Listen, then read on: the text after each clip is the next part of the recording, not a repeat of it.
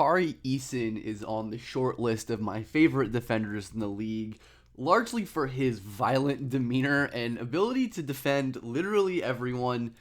I really do mean that. We'll get into it. Eason ripping Devin Booker here. I made a video like this, I think before last year, with Isaac Okoro, another underrated defender I really liked. And Eason only played 22 games, I think, as a rookie, or 20-some games as a rookie. As a sophomore last year, I mean, because of injury.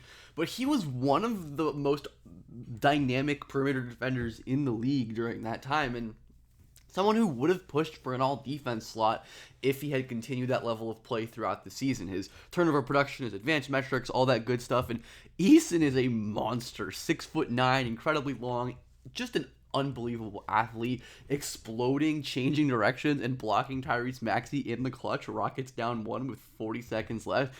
Eason's speed to open up his hips and accelerate. Most players in this position in a foot race with Maxey to the rim, even guards are just cooked here. But Eason able to hang with him, hang off of 1 foot and just spike that shot, keep it in bounds too, and he totally gets screwed and he's absolutely devastated because Eason is a psycho in the most complimentary way possible, and you can see it every time he steps on the court. Eason swarming Paul George this time on the inbounds. Just look at how he blocks out the sun with his incredible vertical explosion, the length. Just, what is Paul George supposed to do here? Is Eason basically blocks that shot with his elbow there, and he's a really good screen chaser too. He can get around with enough agility and just erase anyone. His recovery tools are some of the best in the league. So even if he's not perfect, his footwork isn't the greatest. Look how tight his left foot is here to Jokic. That's actually excellent footwork right there. But his footwork isn't always consistent, as we'll get to, but his recovery tool is the speed, the explosion, the length, the suddenness. He's one of the twitchier players in the league while also being really built and strong, and you just don't see that combination a lot. Rui Hachimura is a pretty strong player who just cannot move Eason at all. You see Rui tries to bump Tari right here. Tari does not move at all. He stays in his exact same position, contests that ball the entire way up, and Eason just does not let players breathe. He's trying to rip this ball out before the shot goes up, and then he's contesting and blocking that shot when it does go up. Sounds like genuine hell to play basketball against Tari Eason. And he's wait, did he stare down Rui? I didn't even notice this until right now. He absolutely stared down Rui. I love him. This is why I love Tari Eason. I mean, he's not a perfect defender. I think he's vulnerable to change of direction. And part of the scary thing to me about Eason is that he has so many clear ways to improve on defense and is already as good as he is. He has the bad kind of habit at times of turning and chasing instead of sliding, where instead of sitting with his hips pointed at Mitchell, they're pointed towards the sideline. So when Mitchell stops on a dime, he has to move them all the way around to contest, and Mitchell is able to score an easy jumper there. He is vulnerable to those sharp changes of directions. I always think of Clay as my main example of this, and Tari's aggressive nature can lead him to get beat here. He's playing Laravia really, really tight, two hands up, but instead of trying to sit down and slide to cut off Laravia, right, he turns, immediately opens his hips, and because he committed to one direction, Laravia, a really smart player, can kind of dislodge and go over his opposite shoulder, go through his opposite shoulder and score. So Eason, he has the physical tools to make this kind of play style that most point-of-attack defenders can't make work functional. And I think once you improve his footwork and technique and have him sliding more and staying in front of defenders, he could just be really totally unscorable, unguardable, unscorable. And yeah, it is a lot of just these footwork issues. You can see him recovering really nicely here to Brandon Ingram. That's about as good of a contest as you can give Brandon Ingram, right? His length is so crazy, so he's able to finish that. But Eason sticks with him. But let's look at the footwork here initially. Is Eason chasing him around the screen, gets in good position, but first he's going to hop to the left and then kind of take one little rock step back to the right. The hop isn't great, right? He's just kind of guessing at this point. And even though he guesses right, the hop puts him leaning really far forward. He's not on balance right now. He can't explode, and therefore Eason gives up the layup. But this is all technique stuff and foot placement and just kind of sense of knowing where players are going to be. And the kind of turn and chase stuff. Here's another play against Maxi from that same game as the crazy block. Gets her on the screen really well, but because he turns and chases, he's not as in control of his momentum as if he was moving laterally, so he can kind of fall into Maxi here. And this is also like a crazy good finish, and it's Tyrese Maxey, right? Like, your second-year wing should not be able to check Tyrese Maxey on the perimeter, but Tari Eason clearly can, as we've seen in the past. They have him guard opposing primary small initiators all the time, which is really, really, really, really cool. And Eason is not a fully consistent off-ball defender just because of how gambly he can be. Really bites hard on this Grayson Allen, not really good fade, loses sight of Durant. He gets back cut a decent amount. The recovery tools is always fantastic, but Eason isn't the quickest processor as an off-ball defender, which is probably my biggest long-term gripe with Eason as a defensive prospect and player already. I mean, he's not really a prospect anymore. He's already a great player. He's one of the nastiest nail defenders in the league already, and, nail just meaning this kind of elbow free throw line extended area. When he is defending one pass away off of a non-shooter, it is lights out. He is going to come over, swat your shit, dig the ball out, and create a steal. Like, you can't have Westbrook spacing one pass away from Tari Eason. Another really good job recovering here for a block is great screen by Zaire Williams. This has to be a moving screen. Yeah, okay, that was...